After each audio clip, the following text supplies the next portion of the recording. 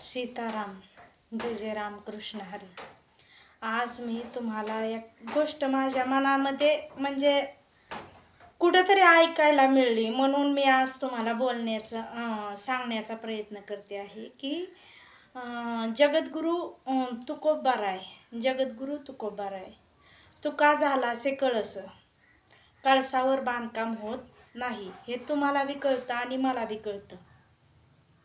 तर असे माझे जगद्गुरु तुकोबाराय, त्यांच्या पत्नीबद्दल काही कीर्तनकारांच्या किंवा काही माझ्या माता भगिनी असतील, बंधू असतील, त्यांच्या तोंडून मला ऐकायला मिळतं की जिजाबाई कर्कशा होती,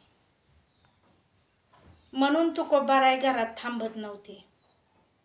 पण प्रत्यक्षात हा विचार तुम्ही का करत नाही की त्या काळात धान्याचं पोतं 1 रुपयाला होतं.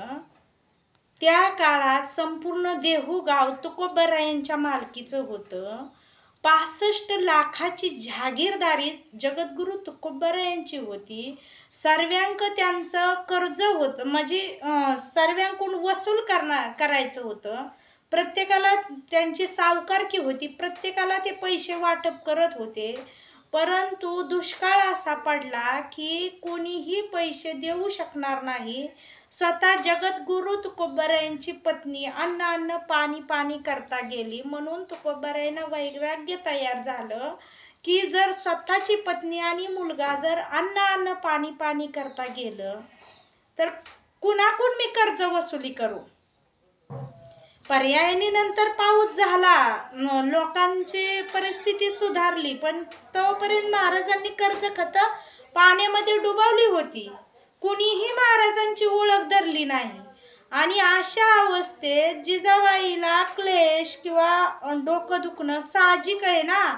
4 मुलं जागवायच्यात, अधिक तुकोबाराय, आणि शिवाय ह्यांना छंद काय तुकोबारायांना की देवाच्या भजनाचा छंद, कीर्तनाचा छंद जास्त, म्हणजे इतके भोळे बाबडे होते की तुम्हाला सांगते.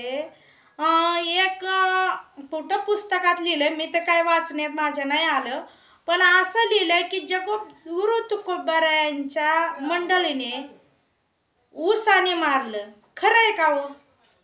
नाही, खरं आहे का तुम्ही मला सांगा. एका ठिकाणी दिवसभर ऊस तोडीसाठी गेले आणि येताना लहान मुलं मागं लागली, आम्हाला ऊस पाहिजे, आम्हाला ऊस पाहिजे. महाराजांनी वाटून टाकला, राहिला 1 ऊस, आणला घरी. दिवसभराची कमाई काय? दिवसभर तुम्ही काय केलं? त्यांनी 1 ऊस पुढं केला. जिजाबाईनं तो ऊस असा फेकला, तो महाराजांना लागला. तशी ती मारणाऱ्यातली नव्हती, लक्षात घ्या. अन्याय अत्याचाराने एखाद्या पतिव्रता स्त्रीला जर बोलताल तर त्याचं पाप फिटणार नाही, लक्षात घ्या. फिटणार नाही. काय कीर्तन करून उपयोग आहे? तुम्ही मला सांगा, तुमच्या मंडळीने जर तुम्ही जर सप्त्याला वर्गणी चांगली 4-5 हजार रुपये फाडली तर तुमची मंडळी काय म्हणणार? एवढी काय फाडायची गरज होती? बाकीची माणसं होतीच की. इतकी कुठं फाडतेत का? मी रुपयाचा विचार करते, रुपया जमवून ठेवते, तुम्ही खुशाल 5,000 फाडली. मग आता जा सप्त्यातच जेवायला. बरोबर आहे का नाही? का काय चुकतंय? तुम्ही जर तुमच्या बायकोच्या धाकात असाल तर जगद्गुरु तुकोबाराय ची पत्नी 65 लाखाची जागिरी, पूर्ण देहू गाव त्यांच्या मालकीचं, त्यांनी संपूर्ण दान केलं. घर माझे चंद्रमौळी, घर कोपटात राहिले, झोपले ना तर चंद्र दिसत होता आकाशातला. छत तरी होतं का नीट? सरमाड नव्हतं घरावर, 5-8 नव्हतं, कुठंतरी 4 काटक्या टाकलेल्या सावली म्हणून. आणि चुलीवर हात हराळ, ज्यांच्या मालकीचं देहू गाव पूर्ण होतं त्यांच्या चुलीवर हराळ होती, हराळ. कुठंतरी जायचं, उंबरं तोडून आणायची. त्या उंबराला कुणी विचारत नाही बाजारात, म्हणून आंबा किंवा पेरू नाही,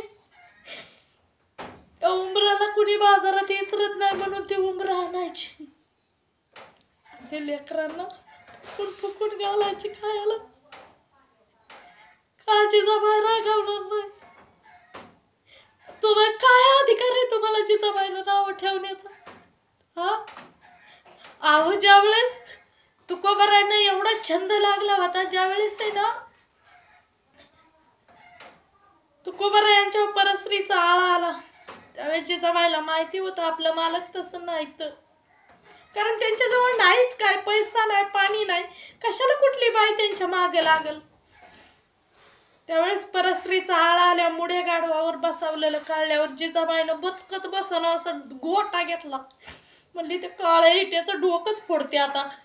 माझ्या संसाराची राख रांगोळी त्याच्या पाय झाली, माझा नवरा येडा झाला आणि आता माझ्या नवऱ्यावर आळा आला. रुक्मिणी आई साहेब दारात, काय झालं माता? देव चाळ चाळ चाळ चाळ कापाय लागला. गाढवाचे घोडे आम्ही करू दृष्टी पुढे. ज्या मुड्या गाढवावर बसवलेलं होतं त्यातला काहींना गाढव दिसलं, काहींना गरुड दिसला. सीताराम एवढा जिजाबाईचा अधिकार होता. जिजाबाईला नाव ठेवण्याचा हक्क ना अधिकार तुम्हाला नाही. ती महान पतिव्रता होती. महाराज जर जेवले नाहीत ना तर ती अन्नाचा घास सुद्धा घेत नव्हती. 13 महाराजांच्या ज्यावेळेस पाण्यात इंद्रायणीत वह्या बुडवल्या ना अभंगाच्या, त्यावेळेस 13 दिवस जगद्गुरु तुकोबाराय अनुष्ठानाला बसले. त्या ठिकाणी मी जाऊन आलेली आहे. तर घरी मुलं 13 दिवस जेवली नाहीत. जिजाबाई जेवली नाही. महाराज जिजाबाई भाकरी घेऊन जायच्या. महाराज विचारायचे, मुलं जेवली का? नाही जेवली. तुम्ही नाही जेवत ते कसे जेवतील? इतकी मुलं भक्तिप्रिय होती. एवढं आई बापाच्यावर प्रेम होतं. आजकाल मालक कुठं गेलं, यायला उशीर झाला, घ्या घेऊन. काय अधिकार आहे तुम्हाला जिजाबाईला नाव ठेवण्याचा? काय अधिकार आहे सांगा ना. आपले आई बाप नाही जेवले तर आपण गिळून घेतो का नाही? त्यांना जेवतील तेव्हा जेवतील, त्यांच्या वाटणीचं थोडंच खातोय. जिजाबाईला नाव ठेवण्याचा हक्क ना अधिकार तुम्हा आम्हाला नाही. तर 13 दिवस मुलं उपाशी होती, लटपटाय लागली. शेवटी जिजाबाई म्हणली, बाद झालं तुमचं अनुष्ठान. काय इकडं माझी मुलं मरायला लागली, 4 मुलं. उठाई आहे ना त्यांना. ते अनुष्ठान जाऊ द्या, सर्वच जाऊ द्या, आज सर्व सोडा. खळबळली इंद्रायणी, खळबळली. तिला सहन नाही झालं. आज 13 दिवस महाराज उपाशी अख्खी जिंदगी अभंगासाठी लावली, प्रपंच लावला. म्हणून तर तुका झालासे कळसन, कळसावर बांधकाम होत नाही. जिजाबाईला नाव ठेवण्याचा हक्क ना अधिकार तुम्हाला आणि मला कुणालाच नाही. अशी पतिव्रता होणेच नाही. सीताराम.